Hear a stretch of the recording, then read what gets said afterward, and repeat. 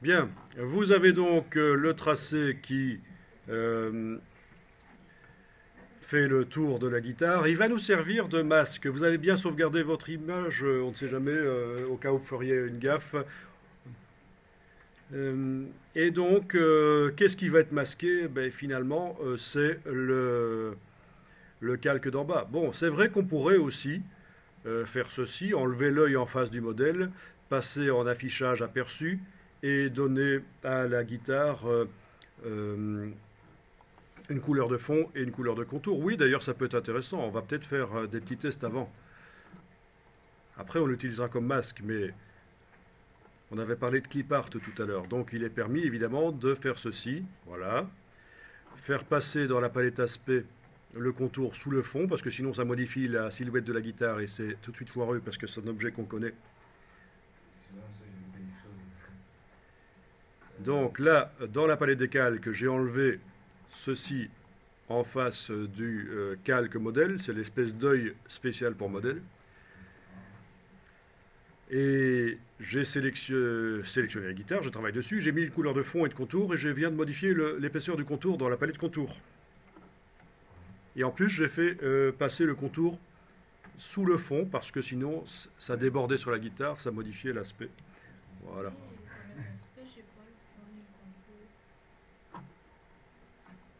Et vous pouvez même enregistrer ça sous un autre nom. Ah oui, tu n'as pas le fond, tu n'as pas le contour, parce qu'il faut aussi repasser en aperçu, ça j'ai pas dit. Affichage, aperçu, ben logique, hein.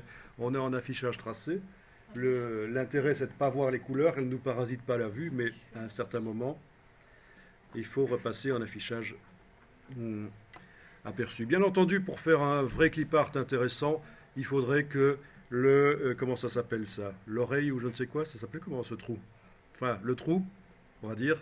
Désolé pour les puristes en guitare qui connaissent le nom exact. Le trou est. Ça s'appelle comment ça? La table d'harmonie ou quoi? Je ne sais plus, moi. Le brol, là où s'attachent les cordes. Voilà, il faudrait que tout ça soit visible, sinon ça ne ressemble pas vraiment à une guitare. Il manque évidemment des éléments caractéristiques. Hein. Le sillet. Hein. On en apprend tous les jours. Et le trou, ça s'appelle comment? Un trou. Je sais pas ce que vous savez, c'est une guitare sèche, c'est une guitare électrique, mais ouais, Ah oui, la guitare électrique, il n'y a pas vraiment. Non. Voilà. Donc il y en a qui ne voyaient pas leur fond parce que dans la palette des calques, ils avaient sélectionné le calque. Ici, voilà. Le calque et calque. Ça ne me montre pas le fond et le contour, évidemment. Donc c'est l'objet qu'il faut sélectionner si je veux voir les caractéristiques de l'objet dans la palette aspect. Donc le fait de faire ça sur le calque sélectionne l'objet, c'est vrai, mais ne me montre pas ses caractéristiques dans la palette aspect. Donc c'est vraiment l'objet qu'il faut sélectionner. Voilà. Oui, ce qui manque aussi pour que ça ressemble à une guitare, c'est l'épaisseur de la guitare, parce que là...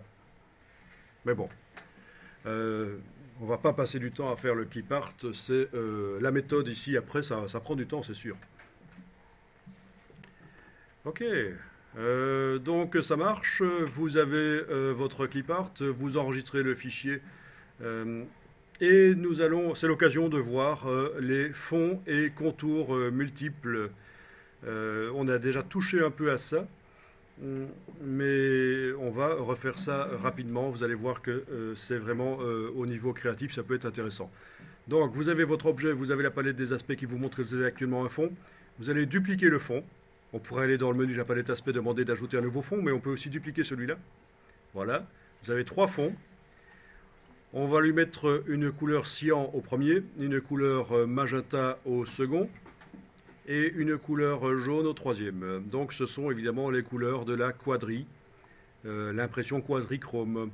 Et on va donner un petit style, une impression justement d'impression mal faite, de décalage de couleurs en fait. Donc actuellement vous avez 3 fonds évidemment, vu qu'ils sont exactement au même endroit. Le bleu, le cyan, pas bleu, attention, le cyan recouvre le magenta et le jaune. Oui, pourquoi je dis pas bleu? Parce qu'en fait, en imprimerie, le bleu, c'est une couleur qu'on obtient quand on superpose du cyan et du magenta. C'est un bleu profond, pas un bleu ciel comme ça. Donc ça, c'est du cyan. Donc, je vous rappelle qu'il faut absolument que l'objet soit sélectionné, parce que ceci, on pourrait le faire sans avoir l'objet sélectionné, mais vous travaillez dans le vide, vous faites quelque chose qui ne sert pas à grand-chose. En général, quand on met au point un aspect, c'est en regardant ce que ça donne sur un objet à côté. Techniquement, il est possible de mettre au point un aspect sans avoir d'objet sélectionné, mais on travaille en aveugle, on ne sait pas trop ce qu'on fait. Et on peut après l'appliquer sur un objet, mais ça n'a pas vraiment beaucoup de sens. Ok, et donc je vais faire un décalage des fonds. Donc premier fond, le cyan, je vais lui appliquer un effet. D'abord, il est donc en surbrillance dans la palette aspect. Je vais lui appliquer un effet de effet, distorsion, transformation. Transformation. Case aperçue cochée. Et je vais faire un déplacement. Donc il va se déplacer en horizontal et en vertical. C'est tout ce qu'on fait. Sur le fond cyan, un effet de transformation avec un déplacement horizontal et vertical.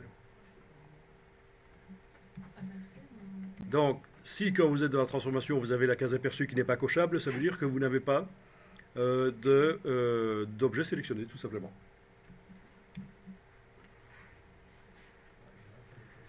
Bien, on va faire la même chose pour le fond magenta. Je clique sur le fond magenta ici. Je fais affichage, non, effet, distorsion, transformation, voilà. Case aperçue, et je décale le magenta, mais différemment du cyan. Voilà.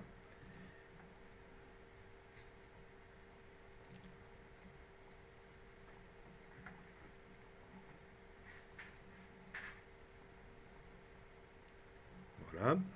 Je vais faire la même chose sur le fond jaune. Je clique sur le fond jaune dans la palette aspect et je lui mets un effet de transformation. C'est vrai que je pourrais aussi dupliquer les effets de transformation qui ont été faits juste avant.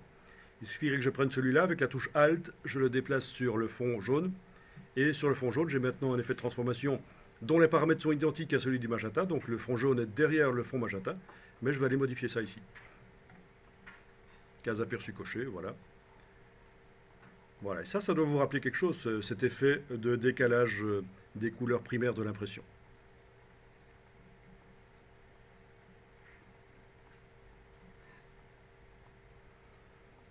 Ok, donc ça c'est juste un exemple.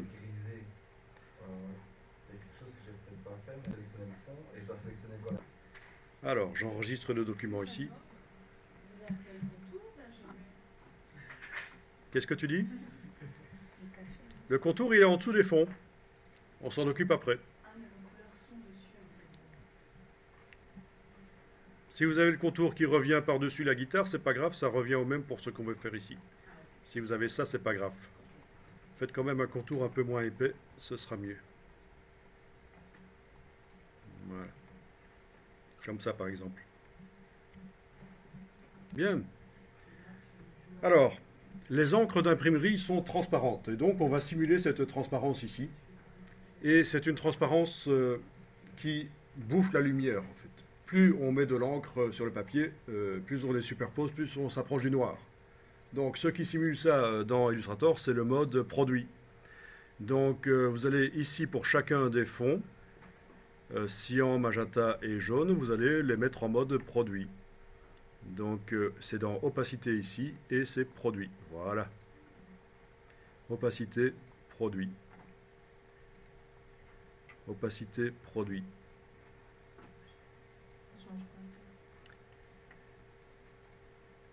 Et donc, les fonds se combinent. C'est pour ça qu'on voit apparaître des couleurs secondaires. Les couleurs secondaires de l'imprimerie. Du vert, du bleu, et du vert, du bleu.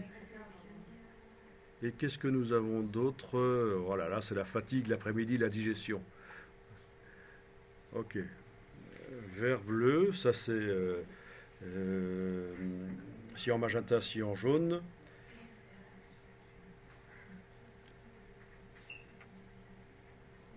Et nous devons avoir du rouge aussi, mais c'est pour ça il est discret en fait. Là où il y a du magenta et du jaune qui se superposent, il devrait y avoir du jaune. Mais en fait, vu que le fond jaune est tout en dessous, on ne le voit pas. Je vais peut-être déplacer les fonds l'un par rapport à l'autre pour voir un peu si ça fonctionne. Non, dans ce cas-ci, ça n'a pas l'air génial. Ah ben, mon objet n'est pas sélectionné, évidemment. Ah, ah. Voilà, ben oui, voilà. Une fois que vous avez fait ça, vous allez déplacer les fonds les uns par rapport aux autres pour obtenir l'effet qui vous paraît le plus intéressant. Voilà.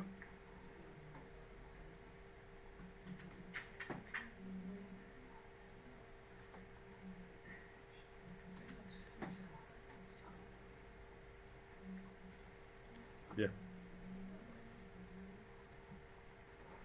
Donc souvenez-vous que ceci, on pourrait très bien en faire un style d'objet et l'appliquer rapidement sur plein d'autres objets différents en fait, hein, pour donner cet effet de vibration éventuellement. Donc, alors au niveau de l'opacité, on pourrait réduire un peu éventuellement l'opacité.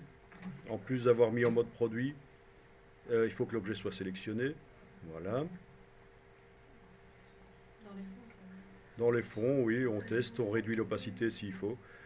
Bon, après, c'est vous qui voyez comment vous allez régler ça, en fait, hein. Voilà. Si je modifie l'opacité du cyan et du magenta, je les ai mis à 50%. Ah tiens, celui-là est en densité couleur plus. C'est pas bon, ça. Ça devait être du produit. Mais comme c'est du blanc en dessous, ça ne change pas grand-chose pour l'instant.